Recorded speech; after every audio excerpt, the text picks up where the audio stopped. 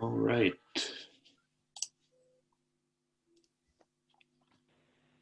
So welcome everyone. Good morning, good afternoon, good evening, wherever you might be. Thanks so much for joining this session on, or this roundtable on health psychology's role in informing policy during the COVID-19 pandemic, a cross-country perspective.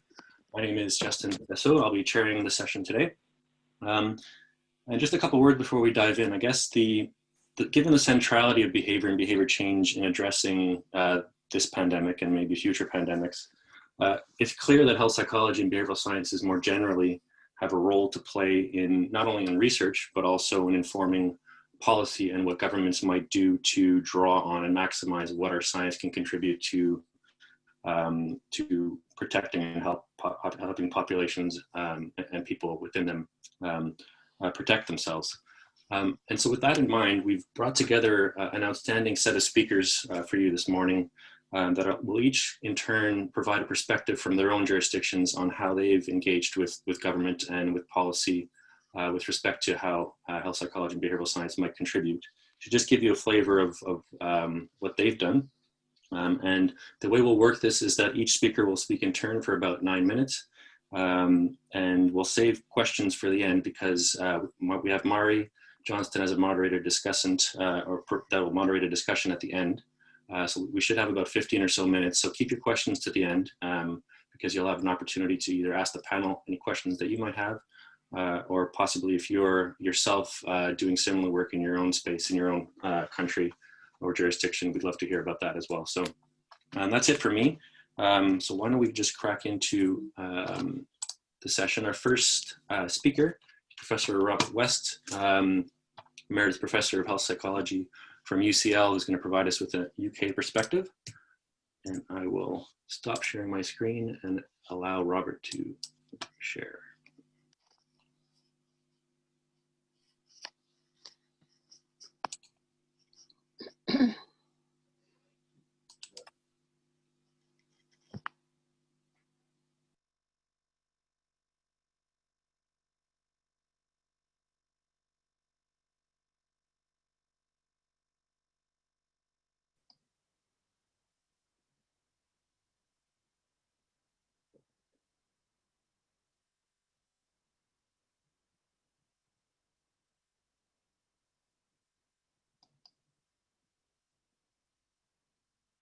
Just need to unmute yourself.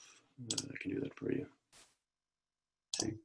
Yeah, sorry, I was using it. Can you see the screen okay?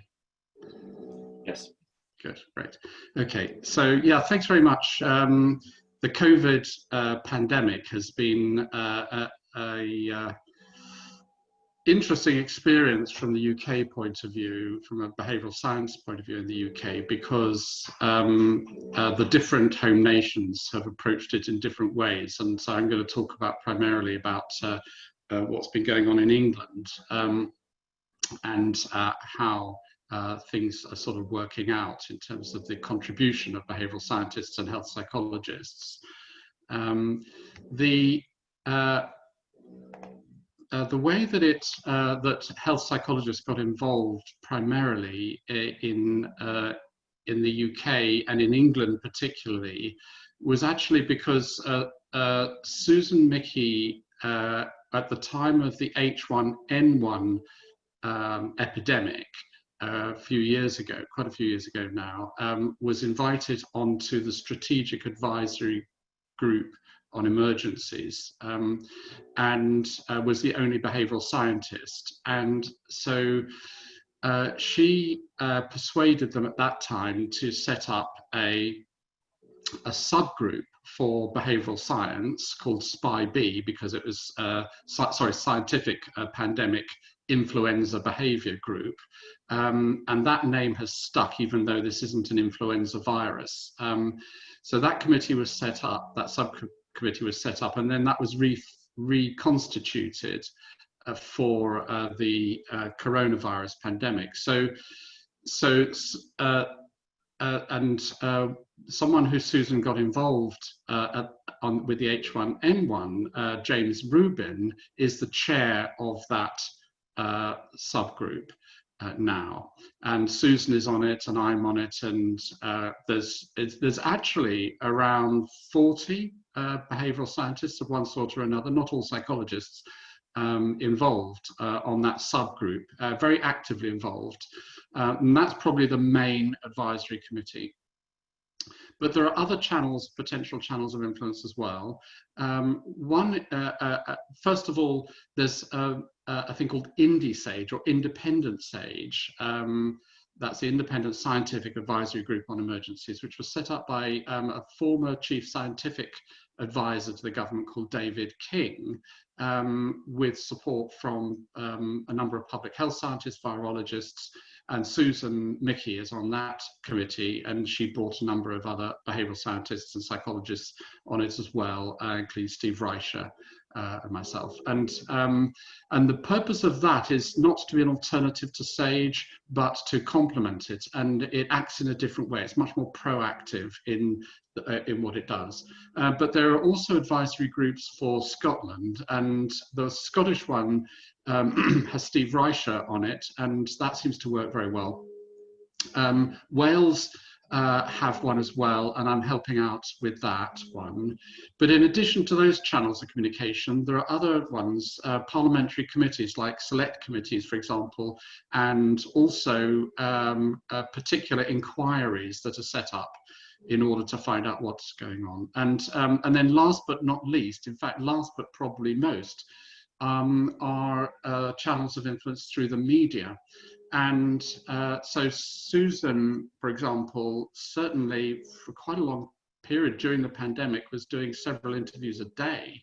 And she now currently does, I don't know, probably 4 or 5 a week, and I do a few, and other behavioral scientists and psychologists do them as well. So and those potentially, I think, can have an influence. And so there's lots of ways in which one can play a role. And then the question is, what kind of science can we bring to bear on this? And certainly the way that many of us think about it is in terms of the behavioral mapping and systems mapping of what needs to be done. And anyone obviously familiar with systems mapping will know that essentially what you've got here are all the different actors, the members of the public, health professionals, employers, government, health service, all those sorts of agencies and individuals. And they all do things, they all behave in different ways. And one of the things we're particularly involved in is trying to shape that behavior, whether it's what we call personal protective behaviors, that's wearing face masks or social distancing, hand washing and so on, but also behaviors in terms of policy formation and practices in schools and other organizations like universities and so on. And those then all operate within particular scenarios that we're trying to influence. We draw on a number of different evidence sources, but one of the key ones for SPI-B is a weekly survey that Susan and James set up the sort of infrastructure for years ago, and then it was called into operation rapidly when this pandemic broke. And so they've been doing these surveys and collecting really important, valuable information so that you can look over a time series what people's attitudes, behavior, knowledge, and so on are, with some quite shocking results in many cases, but certainly ones that were potentially very valuable in informing policy. UCL has a very large survey organized by Daisy Fancourt with some 90,000 participants, and that is a very detailed survey, and that also provides useful information. But there are lots of others as well, many surveys, some topic specific and some quite general.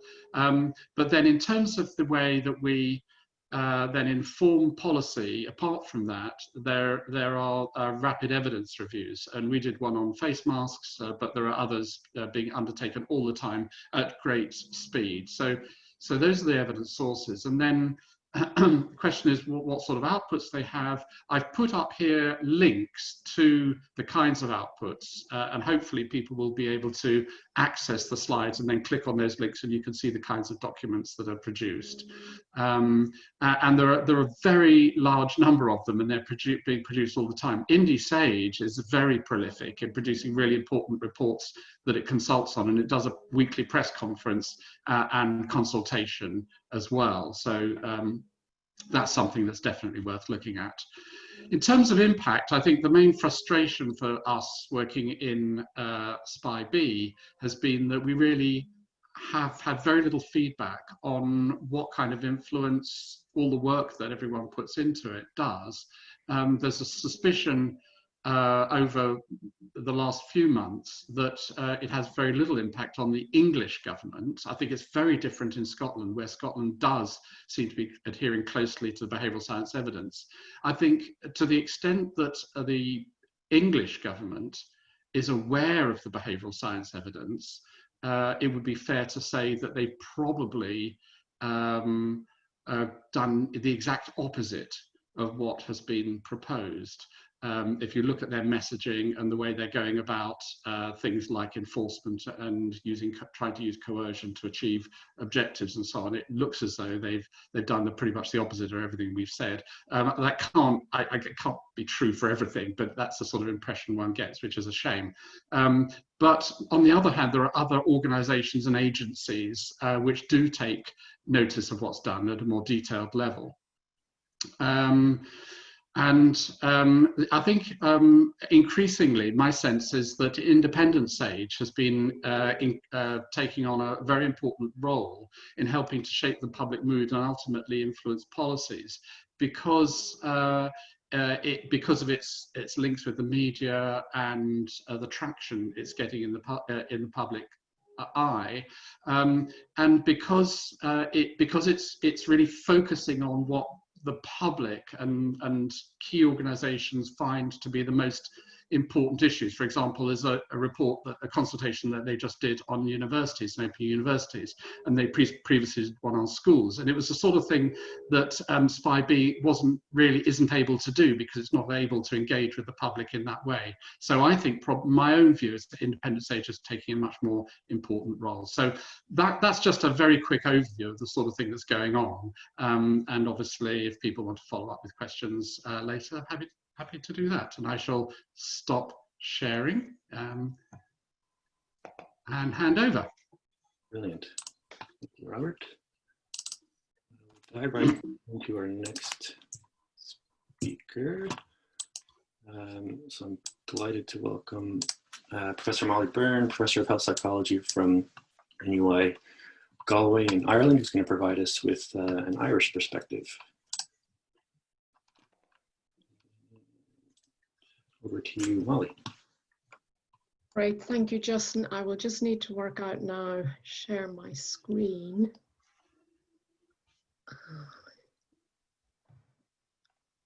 Have you passed over whatever you need to do there? Oh, sorry, here's share screen. Hold on now.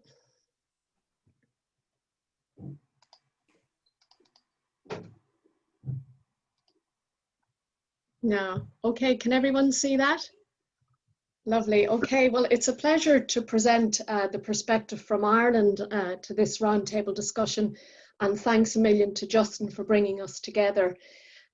So over the next few minutes, I'll just tell you a little bit about how the COVID pandemic has evolved and how it's happened in Ireland, how evidence has informed the policy response, focusing specifically on the behavioural science input. I'll tell you a little bit about what we've done, what I think has worked well, before reflecting on the challenges going forward and maybe briefly draw a few conclusions.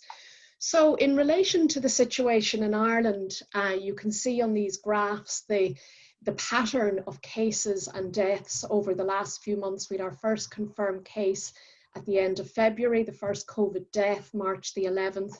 And the country really went into a complete lockdown on March 12th with a plan for reopening of society published in early May. So currently there's just over 27,000 cases with a total of 1,777 deaths. So I suppose the feeling in Ireland is that we've actually dealt with the pandemic reasonably well, although there is certainly concern over, you can see in that top left slide, a few spikes recently within recent months about higher numbers of cases. So that's certainly worrying. As soon as the public health response kicked in, a governance structure was set up, and I suppose core to that governance structure is the National Public Health Emergency Team, which has now become a household name. So this is the central advisory body who advise the government. This body meets twice weekly, and this body is advised by a number of advisory subgroups, of which behaviour change is one. So the behaviour change subgroup was set up on the 18th of March with its first meeting. I'm a member of that group. There are 9 members. These people come from a background of health psychology, social psychology, behavioural economics, communications, and health policy. So we have met really on pretty much a weekly basis since the start of the pandemic. Minutes and recommendations are posted on our website, and recommendations are brought back to NPHET, or the National Public Health Emergency Team, by our chair, who is Kate O'Flaherty from the Department of Health. So this is a list of all the different activities that we have engaged in through different members of this group, but just, I suppose, conscious of time with this presentation, I'm just going to focus on 3 of these and give you a little bit more detail. So I suppose, like Robert said, we have commissioned a weekly nationally representative survey around measuring public behaviours, emotional well-being, perceptions, beliefs, policy preferences. And this has been really critical, I suppose, to allowing us to assess the mood of the nation, to develop our recommendations. So, for example, we would look at charts like this at our weekly meeting, which can document patterns of whether people think the worst is over of the coronavirus pandemic.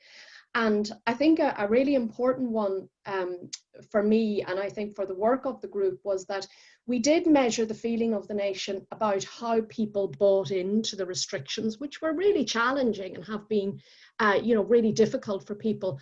But we did have the survey data to suggest that very high proportions of the public endorse the recommendations, and I think this was a very important message for us to be able to give out and to feed back into NPHET's work. Members of the group conducted regular behavioural, more experimental studies. So these were largely led by Pete Lunn of the Economic and Social Research Institute. There's a behavioural research unit there. So, for example, this was one of the studies that Pete and his team led out on, looking at communications around social distancing. This was an online experimental study which showed that really motivating people through thoughts of infecting vulnerable people or large numbers were very motivating for social distancing. So this type of experimental approach, again, was very useful to allowing us to draw our recommendations. And certainly a lot of the materials that were produced by the communications department within the Department of Health were informed by this type of experimental work. We also collaborated with international studies and networks. So an example of this was the collaboration with the eye care study. So this is a large international study which currently has more than 60,000 responses, led by Kim Lavoie and Simon Bacon at the Montreal Behavioural Medicine Centre. And I know Kim is going to be presenting in the conference tomorrow on this study.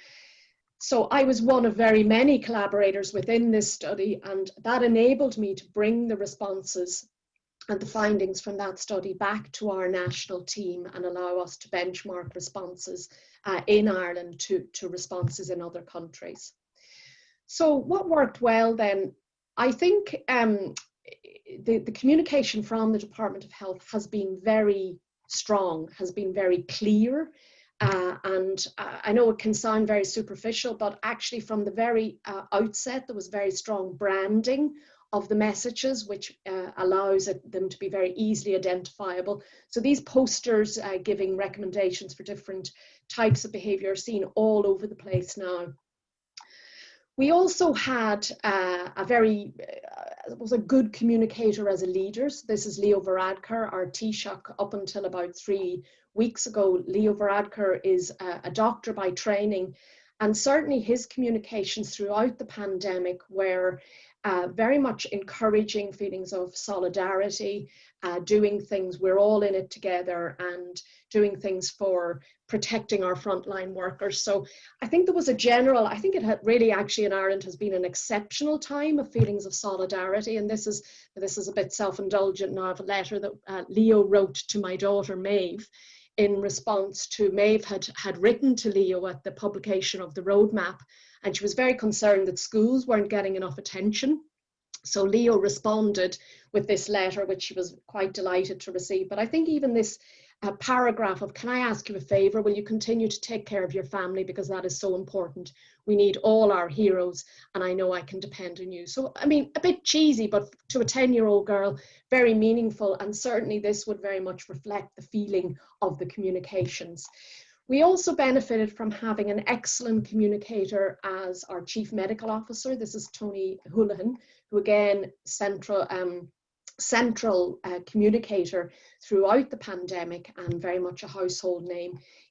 Tony again has stepped out in the last 3 weeks or so for personal reasons, but up until then was communicating on a nightly basis and very much communicating in this way of building solidarity and building these feelings of we're all in it together.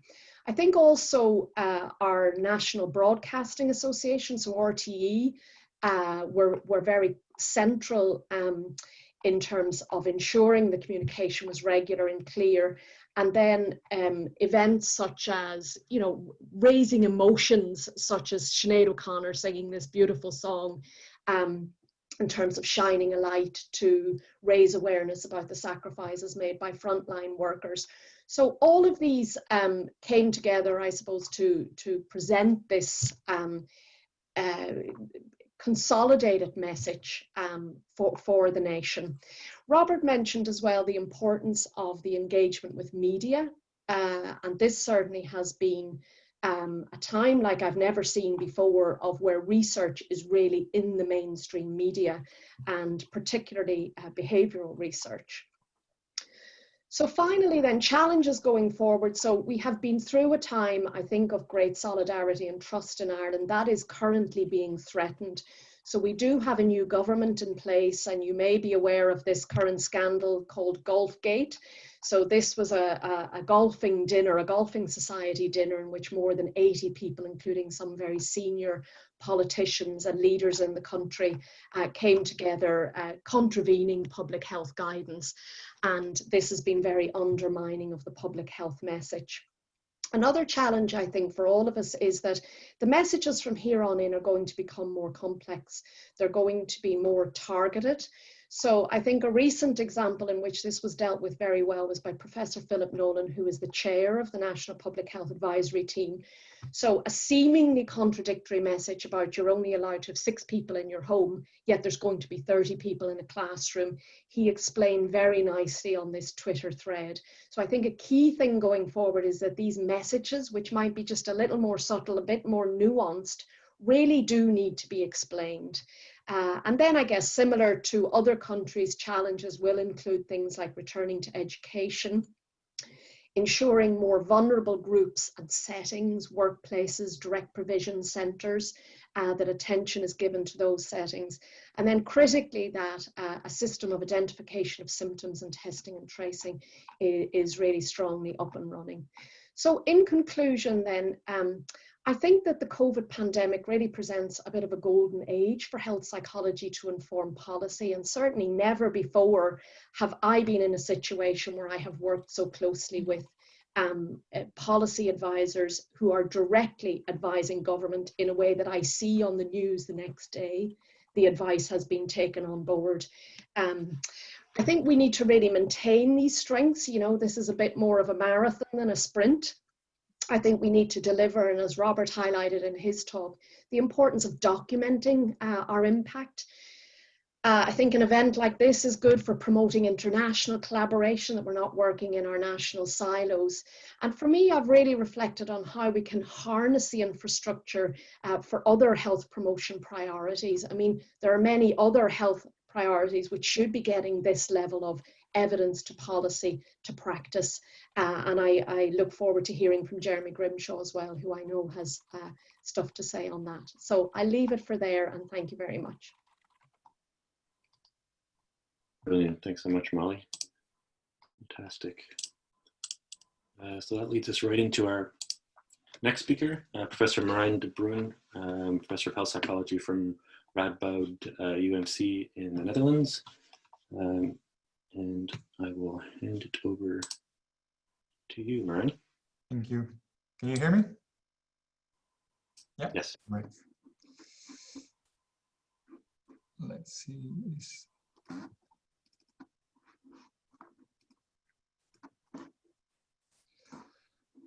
Okay. So I'll talk about the Dutch experience, which, I mean, there's many similarities, but also differences, which is very interesting, I think. So somewhere in February, March, this was me in my academic office, and everything was peaceful. And then SARS-CoV-2 came along, and suddenly I was launched in this process of trying to help to manage the pandemic, and I felt sort of like a Sherlock Holmes suddenly on a marathon. It was like all the skills that I've accumulated over the last 15, 20 years, I could all use them at the same time. So it's actually a very exciting time. The basic crisis management structure in the Netherlands was that there is this outbreak management team, like the core team that Molly just presented in her organogram. And they basically advise the policy-making process, which has lots of government bodies, but they've been steering very much on the recommendations from the outbreak management team. And then there's the core team of crisis communication, which was there up till a month ago or 2 months ago when it was decided that we didn't have a crisis anymore. And then that resulted in press conferences, the government websites, campaigns, and all these sort of materials. Very importantly, behavioral science was not part of this basic structure. So our infections were going like this. And then I and a colleague of mine, we started to be a bit on Twitter and social media. We started to comment a little bit on the government communication, because it was so virology informed and epidemiology informed, but not human informed, basically behavioral science. So, and that then was apparently noticed, and we were invited in the National Core Team of Crisis Communication to come in an advisory group. And that was together with Rijn-Jan Renes, he's a professor from Amsterdam. And that was a situation where we were able to, we had one meeting in The Hague, and we were able to comment on some things in WhatsApp, but it was actually quite dissatisfying because it was sort of a black hole where our advice was going. And so then it was a Sunday morning when I decided to escalate it. And I started to communicate because we were sort of heading for a lockdown. And I say, look, in the Netherlands, we've got all these experts in communication science, psychology. We're not using that. And the pandemic, the problem is the virus, but the solution is human behavior, and you're not using it. So then suddenly it was the right moment, apparently, and lots of things started to move, and people started to move. And then we ended up with a contact person at the National Institute for Public Health and the Environment in the Netherlands, Marieke Leurs and Hans Brug. We call it the RIVM in Dutch, so I'll use that name. And we came in touch with them, and they were actually also looking for this expertise, but they weren't able to find that internally. So then we connected together, and we formed a team, and we launched the Corona Behavioral Units at the RIVM. So we didn't have a formal position in the crisis structure. We didn't really have a name at the start. We didn't really have money, and we didn't really have staff. And then 1 week later, we had a scientific advisory board with 15 professors from throughout the country in communication science, health psychology, people who specialize in young people, in online stuff, in mass media communication, in elderly people and health communication. So we had in migrant population. So we had a very diverse mix of senior experts to advise us. We had 30 behavioral scientists from the RIVM who were working on climate or something else, and they were all part-time available for this unit, and then 3 seniors, including me, for 4 days per week. And then 10 days later, we had a number of intensive meetings in The Hague with the National Core Team of Crisis Communication, and we developed a theoretical framework and a sort of a taxonomy for all these different behavioral recommendations that were handed out to people in different situations. And then another couple of days later, we received a €1 million research grant. So it just, at end of March, beginning of April, this was basically the unit. It was the virus, but also the unit. We're just exploding very quickly. It was very intense time. The mission of this unit is to contribute to the effectiveness of the prevention measures in the Netherlands and translating that for government policy and communication.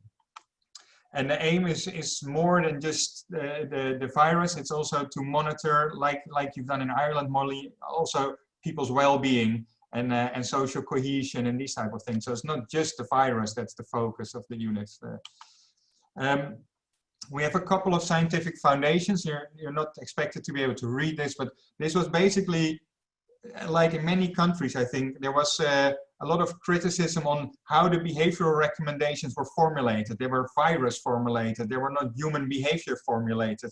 And there was a lot of confusion about what they really mean, like wash your hands more often.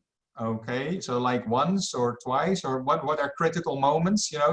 So basically what we did is that we made a taxonomy of all these recommendations, and we split it up for asymptomatic people, somebody symptomatic in the household, or somebody else, somebody him or herself is symptomatic in different settings like work, outside,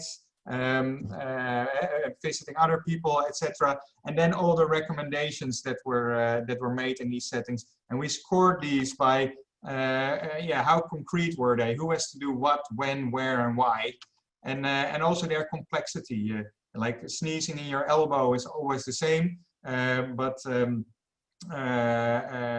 other behaviors like distancing might vary per context and depend on others, and so they're much more complex for people to do, and you need to adapt your communication on that. We had this theoretical framework that we're using, which is basically, it's in Dutch, but basically it's a health belief model, and then the review from Kosinska and Snihota and others on the theoretical explanation for maintenance of behavior. They have these 5 themes for behavioral maintenance, and they're the second part of this theoretical framework for maintaining the behavior. And then we had a simplified version of intervention mapping for basically systematic development of communication messages. This is just a screenshot of part of that. Then we also started a big study, which is a mixed methods research. We did literature reviews, a large survey. On average, it's about 60,000 people who are completing it every 3 weeks. We do qualitative interviews also with people who are actually part of the respondents in the survey. So if we can see that, you know, risk perceptions or something else is deteriorating in a particular risk group, we target them for interviews, the people in whom we see the decline. And we have several rapid response type of studies. And then we have our scientific advisory boards with a very diverse expertise. And they're just absolutely amazing. They helped us build the questionnaire in like 48 hours. They respond to urgent policy requests within 2 or 3 days. We have something very decent. So they're just amazing. Without them, nothing of this would have been possible. So our impact has been mostly on communication. We've been involved in national campaigns, which is often led by a ministry and then a company, like a commercial company. And our main role there is to ask questions, well, why? Why this target group? Why this behavior? Why this determinant? Why this team technique? Why this creative? And basically get it sort of theory and evidence-based. We gave a lot of feedback on how all the behavioral recommendations were made. And it has really led to a major makeover of all the recommendations on the government websites, and also how it was communicated. We had quite a big influence on the press conference preparations. We had also very strong communicators. On the right hand here with the beard is the chair of the OMT, the Outbreak Management Team, the scientist, the lead scientist, and on the left is our Prime Minister. And they're all both very strong communicators with a lot of trust from the population. And the moment we got involved in this process, immediately there were commercial companies who started BCT coding them because they noticed something had changed in the communication in the press conferences. And this is one newspaper article. We've identified 10 techniques. There must be behavioral scientists involved. So it was funny that things were noticed at some level at least. Our impact on policy and society has been much more indirect. We've been giving presentations and recommendations to regional policymakers. We've received questions from ministries of health on face masks, distancing, testing. We've helped set up and support a behavioral expert team for developing the track and trace app. Rick Crutzen is chairing that. He's also in our scientific advisory board. But we haven't become part of the core team, the outbreak management team. So we're not in there. It's epidemiologists, virologists, public health experts. It's not behavioral scientists. So there's still a difference in our role. And we've had very frequent media appearances. It was a very steep learning curve for me, but also a lot from our scientific advisory board. So every week, at least one of the scientific advisory boards and me, we're in the national news or newspapers. How much time do I have? Am I already out of time, Justin? Yeah. Okay. Yeah. So we've had some concrete impact with some of these media communication messages, I'll leave you to read the slide. But one is that we did a very detailed analysis of testing, and then we had a message that we put in the newspapers, radio, etc. And we saw an immediate effect on the testing, like 40% increase in testing the day after and 60% increase in testing 3 days after. So we've got a number of challenges, which include also the solidarity and trust and complexity for Molly, but also these type of things that are now associated with an increase in infection rates. So in sum, the problem is the virus, the solution is in human behavior. And we were not part of the core disciplines in the Dutch initial response, but we think it's likely that we are next time when they launch another crisis structure. And there's a huge amount of knowledge of all these experts that are very willing to contribute. And like Molly said, there's this momentum. We are now trying to consolidate and integrate this behavioral science and future structures and other crises like health and climate. So that's basically what I had to say. Thank you. Brilliant. Thanks so much, Brian. That's amazing work. All right, we're on to our final speaker. And just to remind all the attendees, we're saving our questions for the end, where Mari's going to lead a discussion. But before that, I'm very pleased to welcome our last speaker. 1 second. We have Professor Jeremy Grimshaw joining us by phone. Jeremy's a senior scientist at the Ottawa Hospital Research Institute and full professor at the University of Ottawa in Canada. He's going to be telling us about building behavioral, environmental, social, and system science during the pandemic. I'll be advancing his slides, and over to you, Jeremy. Thanks a lot, Justin. Can you hear me? Yes, perfect. Brilliant. Okay. So good morning, everyone. I'm sitting in rural Nova Scotia overlooking a wonderful bay, which is why I can't connect through the Zoom link, but hopefully this will work well. So I think it's been a great session so far. I want to start off just with some personal background. So I'm an implementation scientist. I'm not a health psychologist, although some of my most favorite cousins are health psychologists. So this is a slight perspective from outside of health psychology, but hopefully will be helpful. The second comment I want to make is that I think Robert, Molly, and Marion have all talked about sort of what was how behavioral science has fed into the responses to COVID in their countries. what I want to do is talk about, well, maybe how, what could we do better? How could it have followed through or been used better? And I think one of the key issues that I took from what both Robert, Molly, and Maren mentioned is that largely when the behavioural scientists were providing advice to government, they were building on principles about what we know about influences behaviour and how to change behaviour, but not necessarily on a very robust empirical evidence base about the effects of interventions around adoption of personal protective behaviours, etc. So can I get the next slide, Justin? So what I want to do is talk about, well, ideally, if I was thinking of this from a clinical perspective, we wouldn't just be looking for expert views about how to manage patients. We'd also be wanting to have a strong empirical base. And how can we ensure that we have a much better empirical base as we move forward in this pandemic, but as we prepare for future pandemics in the future. So COVID-19 has been an unprecedented challenge for all of us. And I think the global scientific community, whether you're in virology, clinical medicine, or behavioral science, we need to think about how we can maximally contribute to suppressing the pandemic and mitigating its effects on health and societies. And I completely agree with the speakers on this call that we need to, in particular, go beyond sort of thinking about this in a clinical perspective, but also need to think about how behavioral, environmental, social, and system interventions can be used to reduce transmission. Next slide, Justin.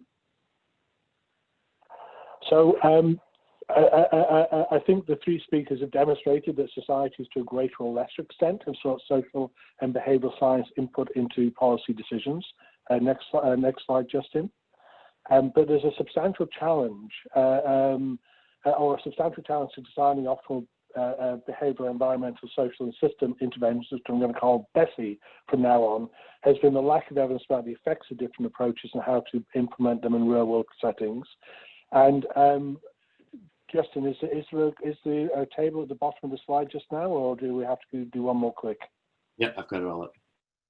Okay, so this is a colleague in Australia, Paul Glasio, has been looking at basically trials registered during the COVID era and what they cover off. And you can see that by, I think this week, there were 1,300 trials that have been registered, but only 8 of them related to BESI interventions. So I think this just highlights the sort of the focus people have had on the clinical and less emphasis on empirically trying to develop the behavioral science. Next slide, Justin. Now, there are many reasons for this finding, and that includes disciplinary traditions and availability of funding. But I think in times of crisis, we need to challenge the status quo. We need to sort of articulate the arguments for funding and support for BESI research, which will then allow us to be more effective in our response to the pandemic. And there are also major challenges to conducting intervention work during a crisis, but the pandemic is likely to be around for at least the next 24 months and potentially longer. And also the concern that global climate change will increase the likelihood of future pandemics means that knowledge gains now will remain relevant for the future. So I think we need to strongly articulate that if we are going to address this pandemic and future pandemics, we need not just to base our advice on principles of behavior change, however well-grounded they are, but also in terms of developing a robust research agenda now to move forward. Next slide, Justin. So we would argue that what we need is research that would improve current BESI approaches. So thinking about contact tracing, quarantine, distancing, personal protective behaviours. We need to think about how to design and evaluate novel BESI approaches, such as training people to stop touching their T-zones, the effectiveness of tracer apps, copper-impregnated masks. And we need to develop living systematic reviews of the effects of BESI interventions. So one of the things that's striking both Robert, Molly, and Maren's presentations was that in 3 different countries, people were doing rapid reviews, likely of the same evidence. And given the rapid accumulation of evidence around COVID, I would suggest that after 2 weeks after the reviews had been completed, they would be out of date. Given this, what we are seeing globally is the need to develop living systematic reviews that are updated as soon as new evidence becomes available, which in the setting of a pandemic is really the only way we can get a handle on this. If people are interested to know more about this, there is another initiative called COVID-19, which is trying to basically encourage the evidence synthesis organizations globally to work better together, reduce inappropriate duplication of effort, and produce high-quality living evidence reviews. And Justin is going to put the URL for that in the chat box. So if we want to do BESI research, what do we need to do? Well, we need to address both immediate needs and long-term needs. We need to be global. This is a global pandemic. We need to think about BESI interventions in UK, Ireland, and the Netherlands, but also in South Africa, in Malawi, in Laos. So we need to be global. We need to think about, or we need to be ambitious. We need to address real-world difficult issues that decision makers are grappling with. Too often in research, we take a little bit, we basically split the question into something which is highly controllable, that we can research easily. We have to recognize that these are knotty, difficult problems, and we have to engage with them as a whole. We need to be interdisciplinary. So I think there's increasing interest in how the virus is spread in airborne systems, but an understanding about how ventilation systems in schools may influence transmission of the virus requires not just engineering expertise, but also understanding of human and social behaviors. And so we need to build interdisciplinary relationships that we've maybe not had traditionally. We need to be cumulative. We need to encourage replication across ethno-cultural, social, and economic contexts. We need to adopt mixed methods, but I think we need a strong emphasis on evaluation so we can learn, what's working, what's not working. And finally, we need to adopt open science. So next slide, Justin. Susan Meeke and Paul Glasgow and myself, with many others, including people on this call, are currently sort of developing the concept of a coalition for behavioral and social preparedness for epidemics. And the idea is that this would be a global umbrella organization to help coordinate these activities, and in particular to advocate for BESI research, to encourage interdisciplinarity, to share resources, and encourage thoughtful replication. So you have there just sort of basically our website, an email contact address, and also our Twitter handle. So I'm going to leave you just with the next slide, Justin. A quote from one of my colleagues, Andrew Morris, who's an infectious disease physician in Toronto. And while he is very focused on the clinical management of the pandemic, he on May 25th said, "When this is all over, we will recognize that the most important trials that should have been performed were how we can effectively get people to stop infecting other people outside of healthcare. Policies, restrictions, education, incentives, etc." And I think the kind of the global behavioral and implementation communities really need to take the opportunity to strongly articulate for developing robust empirical evidence base for the kind of policies and processes that are being used around the globe and will happen for the next 2 to 3 years. So thank you very much, and I'll hand back to Justin and Mary. Brilliant. Thanks so much, Jeremy. Just get us right into our discussion.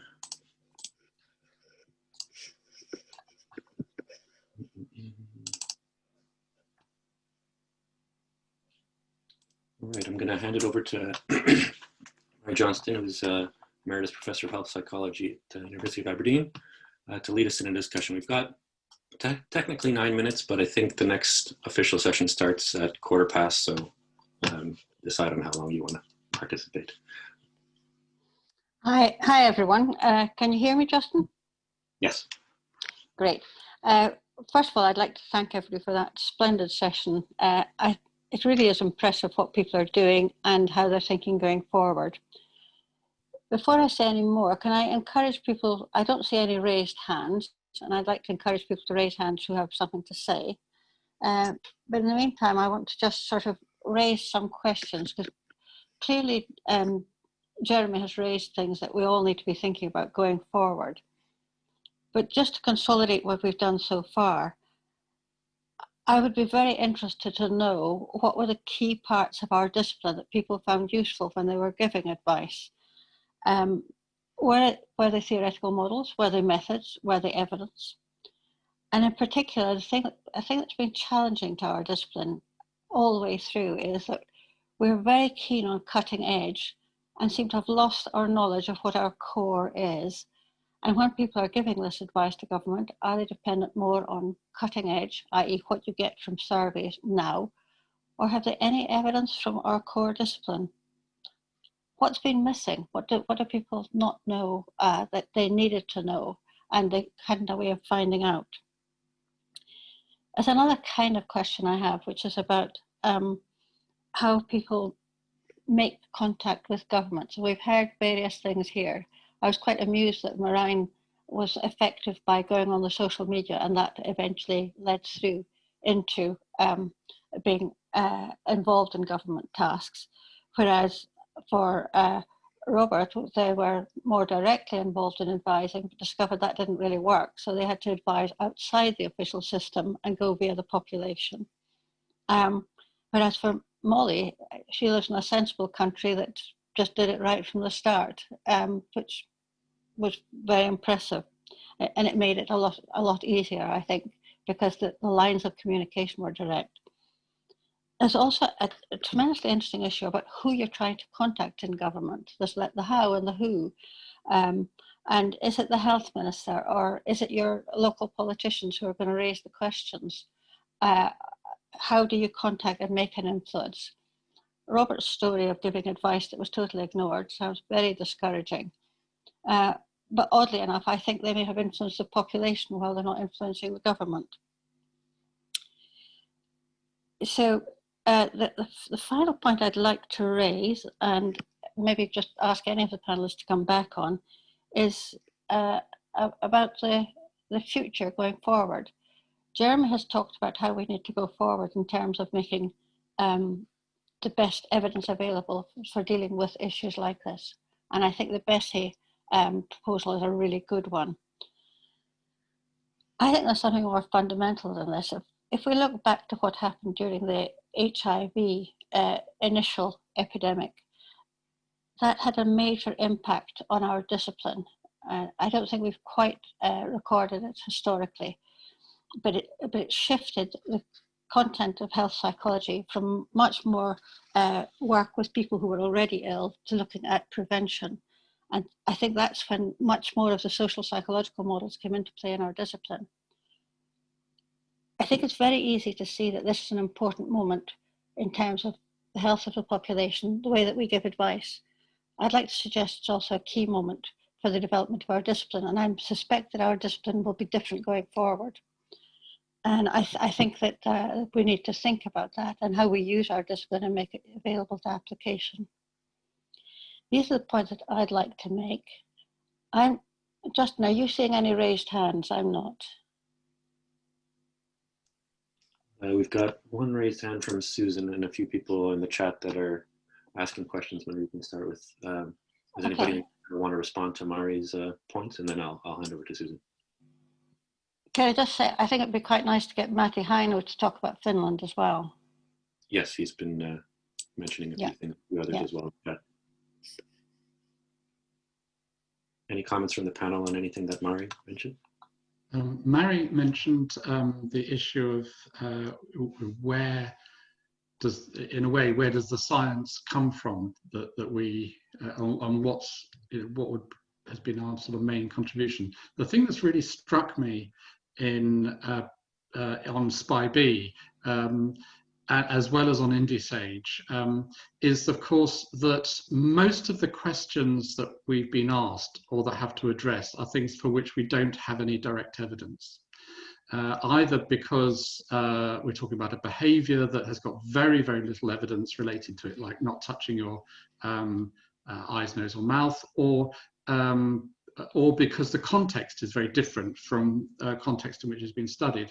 And so we're really thrown back on our own resources as behavioral scientists and expertise to try and marshal evidence from the related areas and then extrapolate from those.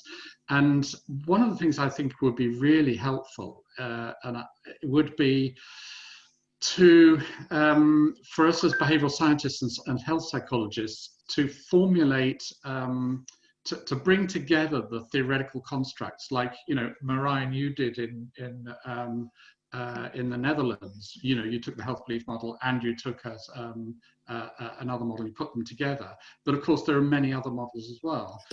So to what extent can we put together a sort of a framework for expertise, which can allow people to make, experts to make informed judgments about areas where there isn't direct evidence? I think that would be quite a useful contribution. Can I cut in here and say, I don't think you necessarily need to respond to my questions. And I would quite like to hear from the other people who are wanting to come in and speak. So that I think Vangelis has a question, I think Matti has something, and Susan has something.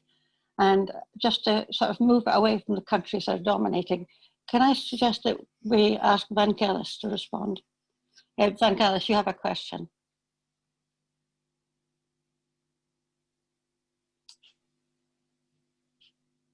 Sorry, I'm just trying to find him in our attendees list. Oh, do you have to? Oh, there he is. I'm not forgetting about you, Susan. It's just I'd like to get people outside the UK speaking.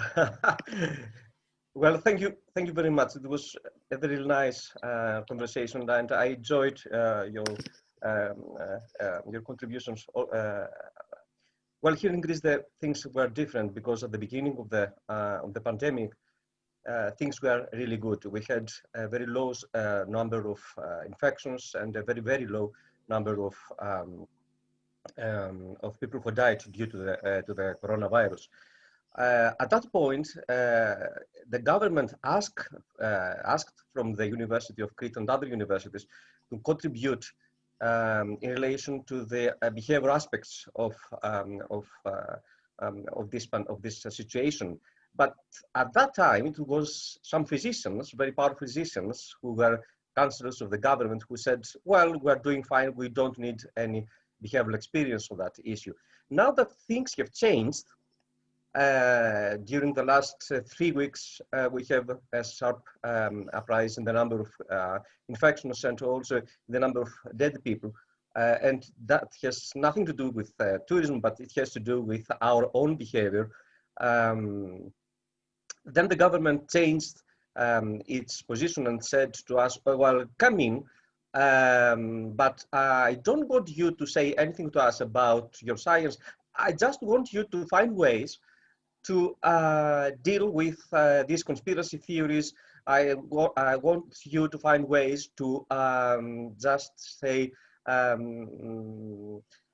go around those people in the social media, those powerful people in the social media who suggest to people not to wear masks, not to keep their distances, not to make the vaccine if and when it's available. And to be honest with you, my personal stance on this governmental, let's say, position was to decline. I said to them, no, I can't do that. Either you can ask us something that we can do, something that we do know from evidence. Otherwise, we can't really help you in a magical way to defeat problems that you are met with during this crisis. We need a constant collaboration. We do need the collaboration, not just to ask us things that we can reply to you in an email or in a short conversation or whatever. So that's the situation now in Greece. It is the doctors who make all the decisions. It is the physicians that consult the government.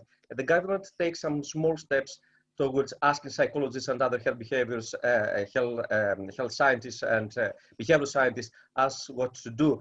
But they don't really want a steady collaboration. They just want some, let's say, clean-cut answers to some issues that they bother them.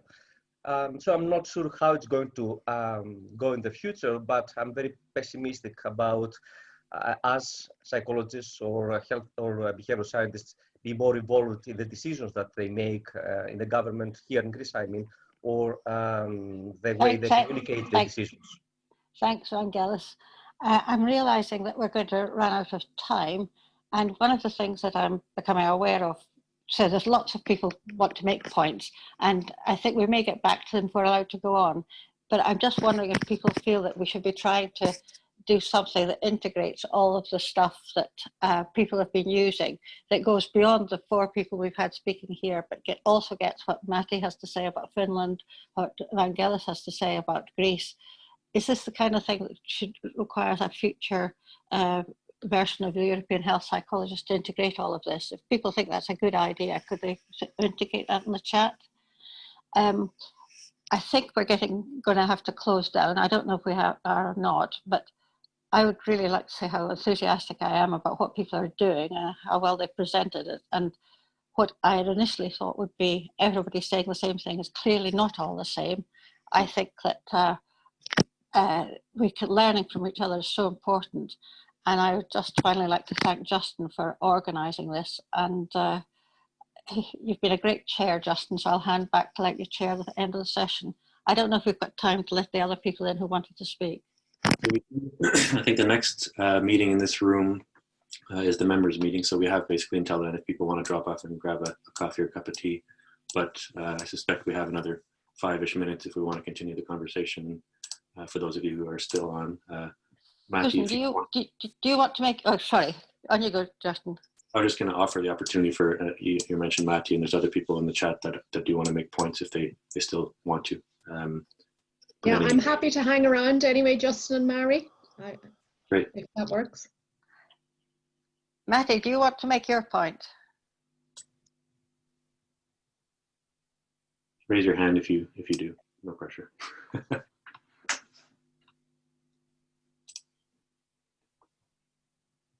Susan, do you want to make your point? Matty's about to speak, I believe. Go ahead. Okay. Yeah, hi. Can you hear me okay? Yeah. Yeah. Yeah, so I just wanted to point out that, like, I think Marianne's and Robert's and people's experiences seem to converge on that our help has not really been much sought after. But for example, in Finland, we had the very weird situations with the official health authorities and with them giving very strange advice based on what we knew about the international science. And so we had this group of virologists, epidemiologists, and just basically scientists from all different fields. And we just made this group where we organized everything on WhatsApp, and because that was the only channel that everyone could use.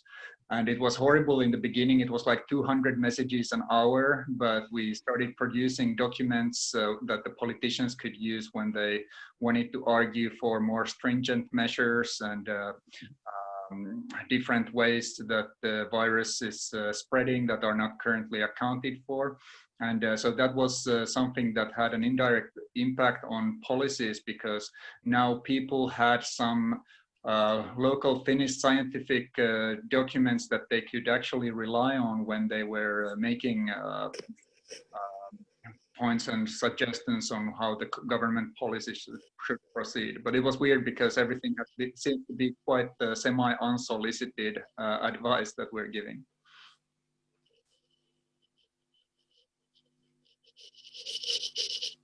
Thanks, Matty. Susan, do you still want to make a point? Just need to unmute yourself if you do. Am I unmuted now? You're on, yeah. Thanks very much. I just wanted to say a couple of things in relation to Mary's question about what contribution we'd made and where the big gaps were. And I think a very fundamental contribution has been helping people to identify behaviours, where the key behaviours are. And once people can see problems in terms of behaviour, then our contribution becomes much more obvious. So 2 areas which are absolutely key to countries getting out of our current situation, given we're not likely to get a vaccination or effective medicines anytime soon, is test, trace and isolate system and border controls. And for both of these, the behaviours of seeking a test, of giving contacts and of isolation are absolutely key. And so one of the big messages we're giving is that these are 3 behaviours, and we have to use the understanding of those behaviours to intervene. So for example, with the isolation, we know that people on lower incomes are not staying at home as much as those on higher incomes. So therefore, giving financial compensation for people losing money because they can't work is really key. And one of the big gaps has been the lack of any observational data about the behaviours that we're trying to change. And partly that's because we lack the methodology. So I think going forward, developing methods to be able to measure the key behaviours that we're trying to change is going to be really key.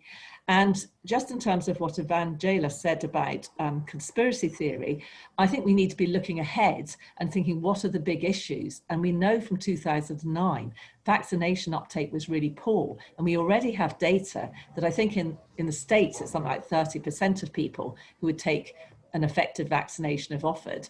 Here it's about 50%, in the UK, about 50%. And this is made up partly because of people are hesitant about vaccination and partly because of the anti-vaxxers, the conspiracy theorists. And we have things to say about how to, intervene now to try and counteract the conspiracy theories and try and increase the understanding and the motivation around vaccination. So I think part of what we can do is, be on the front foot, not the back foot, look forward, set agendas. And in that spirit, I think the idea of EHPS bringing together all the many people who are directly involved in or indirectly involved in bringing behavioural science and health psychology to solving the issues raised by the pandemic would be excellent. Thanks. Brilliant. Thanks, Susan. I realize we're getting close to when people need to get into the next meeting if they'd like to, but just a final point from me, echoing what Susan and others have said, I think there seems like a clear opportunity for us to, within the discipline, consolidate who is working on what, so we're not replicating unnecessarily our efforts, and we can learn from each other to optimize our efforts, but also seems like a real opportunity for us to, in a way, not sell our discipline, but demonstrate the unique selling points of what we can contribute to those that could use it better, and learning from what's worked from an emergent perspective from the Netherlands, for example, and Finland, through to the sort of established approaches in the UK, and the sort of in-between for Ireland, and certainly for other jurisdictions and those of you on the call that have experience on that. It feels like there's both the within and external opportunities here. And like Susan said, I think the HPS is nicely situated to help with that. And I guess we just need an infrastructure and someone to lead that on. So possibly going forward, we might reach out for that. Can I cut in and propose that you might be a leader of this, Justin? And we should offer you to the European Health Psychology National Delegates meeting as someone who might coordinate this. I'm happy to have that discussion for sure. Thank you very much. Thanks to all the panelists and for everyone for attending. This has been a fantastic session. Thanks, Justin. Bye. Thanks, Mary. Thank you. Thank you. Thank you, everyone. Bye. Cheers.